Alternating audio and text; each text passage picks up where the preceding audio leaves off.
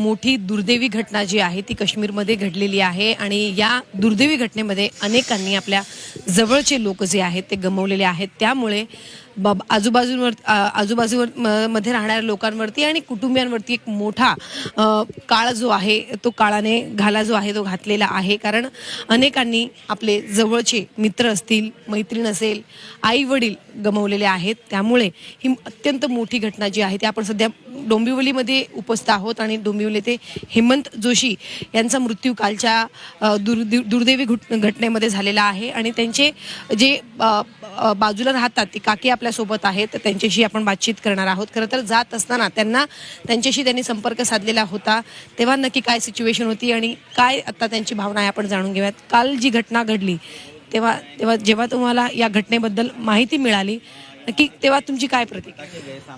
जाताना खूप आनंदात होतं आणि पोराची 10वीची परीक्षा संपल्यानंतर आम्ही रिलॅक्सेशनसाठी काश्मीरला जाणार आहोत या आनंदात ते सर्वजण होते। आणि तो शनिवारी आम्हाला भेटला की आम्ही रविवारी जातोय काकू आणि नेक्स्ट संडेला आम्ही परत येणार।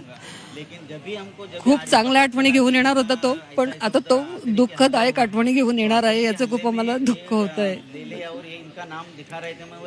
नक्कीच त्यांच्या कुटुंबियांशी तुमचा संपर्क झालेला आहे का? कारण नाही झाला मॅडम, कारण 5:30ला आम्हाला जेव्हा कळालं की असं असं झालंय आतंकवादी हल्ला पहलगामला आणि हेमंत फर्स्ट डे पहलगाममध्येच होता, तर आम्ही त्याला कॉन्टॅक्ट करण्याचा प्रयत्न केला, मेसेज केला, पण आम्हाला मेसेजला पण उत्तर मिळालं नाही आणि फोनला पण उत्तर मिळालं नाही।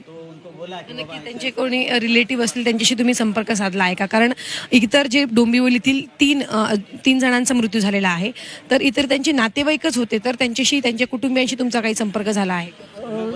हेमंतच्या शालकशी आमचा संपर्क झाला, तर त्याने सांगितलं की 5:30ला जेव्हा ध्रुव माझ्याशी बोलला तर मामा आम्ही सेफ आहे, आमची काळजी करू नका, आम्ही व्यवस्थित आहोत एवढं आम्हाला कळालं, पण त्याच्यानंतर मग आम्हाला काही कळालं नाही।